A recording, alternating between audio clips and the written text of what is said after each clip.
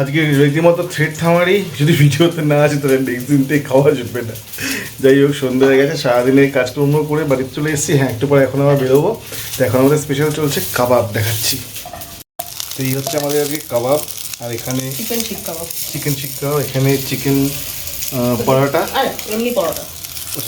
পরোটা actually কালকে পরোটা খেয়েছিলাম, তো চিকেন পরোটা এটাকে বলে মালাবার পরোটা। ওটাকে এটা হচ্ছে চিকেন শিক কাবাব। আমি আমার আর মুখশ্রীটা দেখাচ্ছি না এখন এই মুহূর্তে, মুখশ্রীর অবস্থা খুব খারাপ, একটু পরে ফ্রেশ হবো তারপরে দেখাবো। আমারও বা কমতে ভালো ছিল। যাই হোক, এই হচ্ছে মোটামুটি দিকে একটু লাল হবে, তারপর ভিতরে থাকবে এইভাবে। ঘি দিয়ে ভাবছো না এটা কিছু না, তেল ভিতরে ঘিয়ে টেস্ট একটা গন্ধ পেলাম।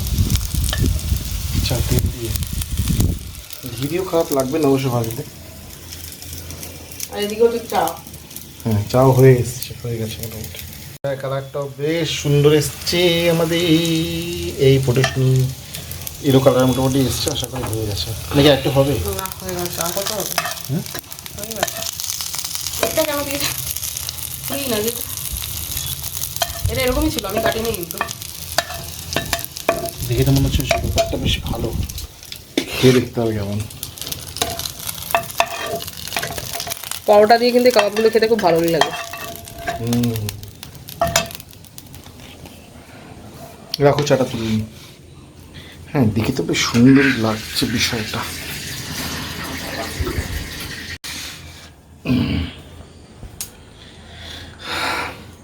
আমাদের খাওয়ার সন্ধ্যে স্ন্যাক্স আর কি। চাটা আমিই খাবো।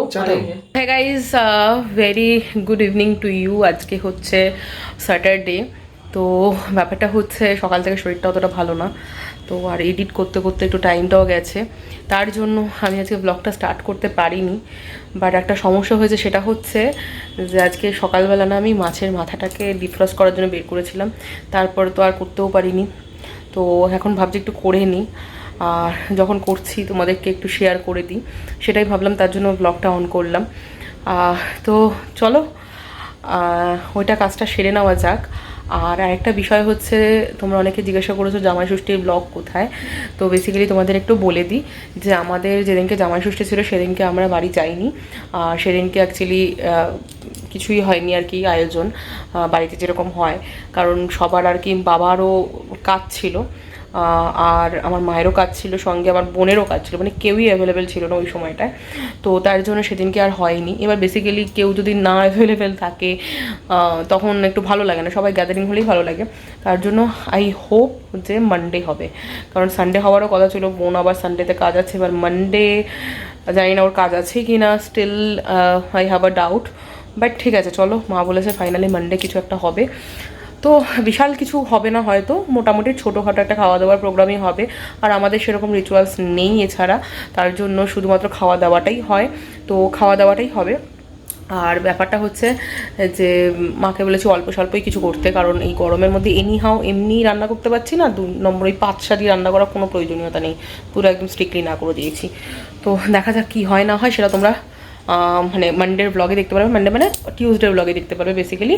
তো আপাতত চলো দেখিয়ে দিই তোমাদের যা রান্না করছি সেটা। সন্ধ্যাবেলা যখন মানে কিছু একটু অল্প স্বল্প খিদে পেয়েছিল, তো ওই যে পরোটাটা অর্ডার করেছিলাম না, আগের দিনের ব্লগে দেখালাম, সেই পরোটা আর ওই চিকেন শিক কাবাব দিয়ে খেয়েছি। এবার ব্যাপারটা হচ্ছে মোটামুটিতে খেয়েছি ঠিক আছে, তখন ওর খিদে মিটে গেছে, কিন্তু এখন আর খিদে পাইনি।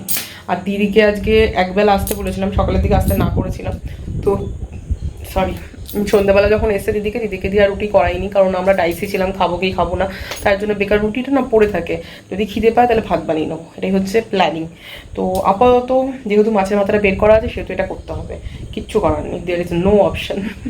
তো চলো এটা করে নিই আর তোমাদেরকে দেখিয়েও দিই। তেল তো বসিয়ে দিয়েছি মাছের মাথাটা ভাজার জন্য। আর সেদিনকে আমি অ্যাকচুয়ালি পটল কাটতে কাটতে আমার বান্ধবীর সাথে কথা বলছিলাম, তো ও বললো কিরে পটলের খোসাটা ফেলে দিবি। আমি বললাম দেখ, পটলের খোসা ভর্তা খাওয়া যায় আমি জানি, কিন্তু আমি কোনো সময় নিজে করিনি। তো বললো একবার করে খেয়ে দেখ। তো ঠিক আছে, পটলের খোসাটাও ভালো দেখলাম, তো আমি রেখে দিয়েছিলাম। তো পটলের খোসাটা আজকে আমি ভাবছি ভাপিয়ে রাখি, মানে ভাপাতে তো হবে। আর এখানে আছে একটা জিনিস দেখাচ্ছি, দাঁড়াও। এই পটলের খোসা যেটাকে আমি তুলে রেখেছিলাম, এটাকে একটু ভাপিয়ে নিই, যদি ইচ্ছা করে আজকেই বানিয়ে রাখবো, না তো কালকে বানাবো।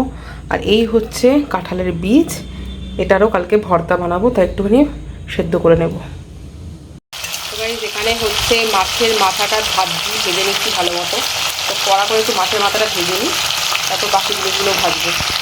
আমি এখন এখানে মাছের মাথাটা তো ভেজে নিয়েছি, আর আলুটাকে ভাজতে দিয়েছি। আলুটা ভাজা হয়ে গেলে দেন আমি ফোড়ন দিয়ে পেঁয়াজটাকে ভাজবো। হ্যাঁ, মাছের মাথা দিয়ে মাছের মাথা দিয়ে যেহেতু করছি, সেহেতু পেঁয়াজ, আদা, রসুন সবই যাবে।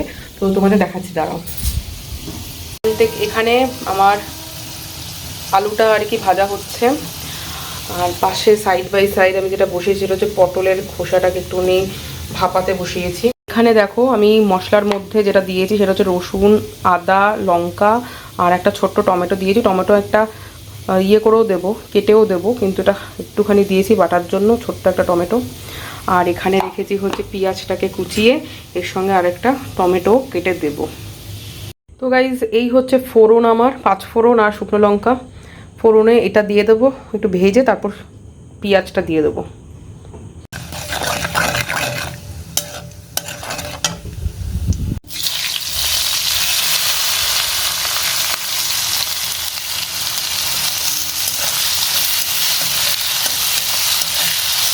এই পর্যায়ে এখন দিয়ে দেব কিছুটা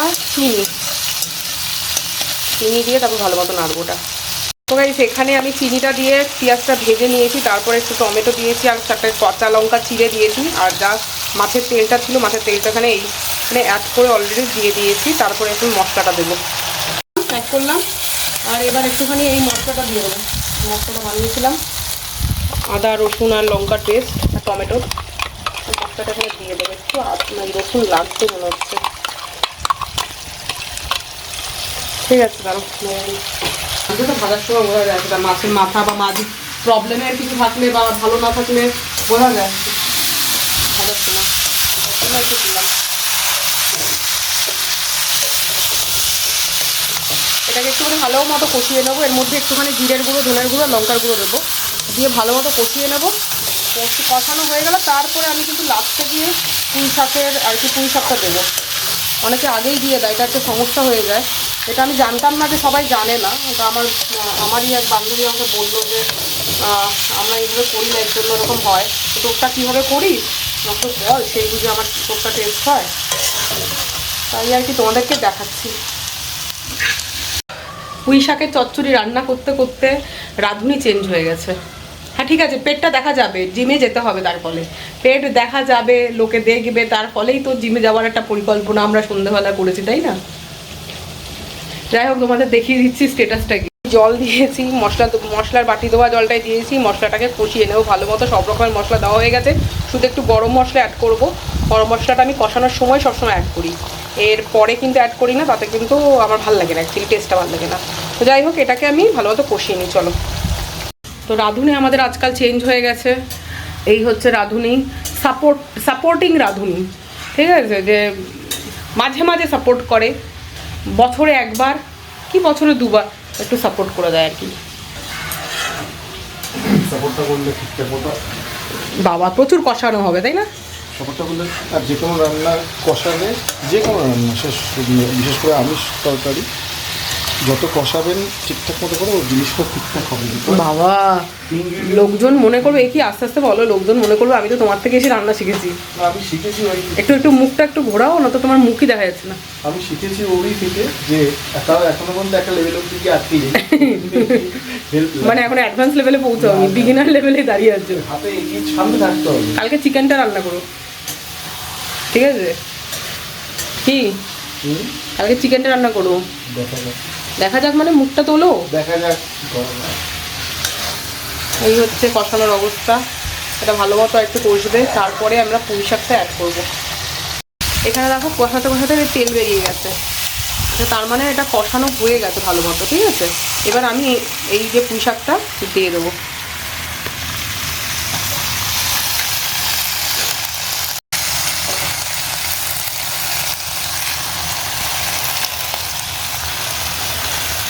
এটা আমার হাতে গেলে আমি পাতা ফেলে দিতাম বাইরে, এই পাতা পড়লে একটা বলতে বলতে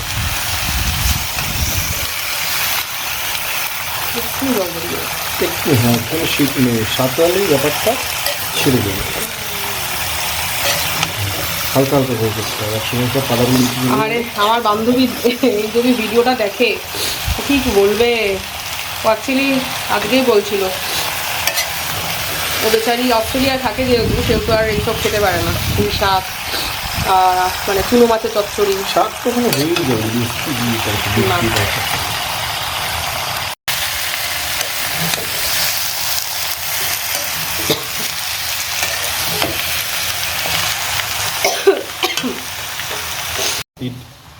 সাঁতলে গেছে ব্যাপারটা, এবার হবে জলটা বেরোবে আস্তে আস্তে।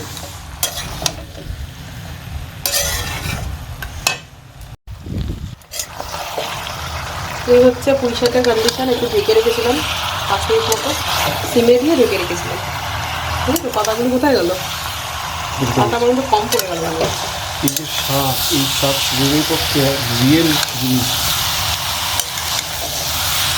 এগুলো কত খেতে পাই না আমি এর আগে।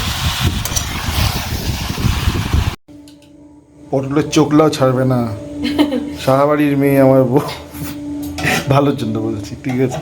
পটলের চোখলাটা ছাড়বে না দিদি? এই নুন দিয়েছো? হোয়াট ইজ না, হোয়াট ইজ দিস? পটলের চোখলা, কাঁঠালের বীজ সব ভর্তা হবে। কাঁঠালের বিশেষ ভর্তা হয়েছে? খাওনি? কি বলছো? মা খাইয়েছে তো মাঝখানে, কিন্তু খেলে মা করলো যে। কাঁঠালের বীজটাকে সেদ্ধ বসিয়েছি এখন, আর এটা হয়ে গেছে, পটলের খোসাটা হয়ে গেছে। এটার সাথে একটু রসুন আর কাঁচা লঙ্কা দিয়ে বেটে নেবো, বেটে নিই কালো জিরা ফোড়ন দিয়ে। এর মধ্যে আমি মানে ইয়ে করে নেবো, বাটাটা করে নেবো। দাঁড়িয়ে যখন আছি একেবারে করিয়ে নিই। আর ওখানে স্ট্যাটাসটা দেখাচ্ছি, আসো। এই যে এখানে স্ট্যাটাসটা হচ্ছে এরকম। কালার চলে এসছে।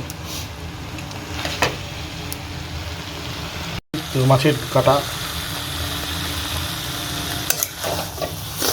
ফর্মে চলে এসছে বিষয়টা। হয়ে গেছে, মানে আমি যেরকম চেয়েছিলাম মোটামুটি এরকম হয়ে গেছে। শুধু নামানোর আগে আমি একটুখানি ঘি দিয়ে নামাবো। এখনো 10-15 মিনিট পরে সিমে থাকলে তারপর জিনিসটা মজে যাবে, মজে গেলে টেস্ট আসবে। পুরো একদম এক্সপার্ট। আমি রান্না না করতে পারি কিন্তু দেখে বলে দিতে পারি। এক্সপার্ট ওপিনিয়ন বলো না, রান্না পুরো আমি সেরে রাখবো, তারপর উনি এসে এক্সপার্ট ওপিনিয়ন দেবে। এই হয়েছে ব্যাপার, এই হচ্ছে বউদের কৃতিত্ব, বুঝেছো তো? খাইয়ে খাইয়ে ব্যাপারটাকে এত এক্সপার্ট বানিয়ে ফেলা, যে বসে বসে এবার যে বানিয়েছে তাকেও এক্সপার্ট ওপিনিয়ন দেয়। যাক, একদিকে ভালো, এটা হোক, সিমে হোক, ততক্ষণ ওটা ওদিকে হচ্ছে।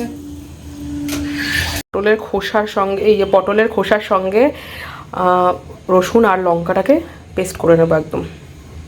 এই ঘিটা এখানে দিয়ে দিচ্ছি অল্প করে।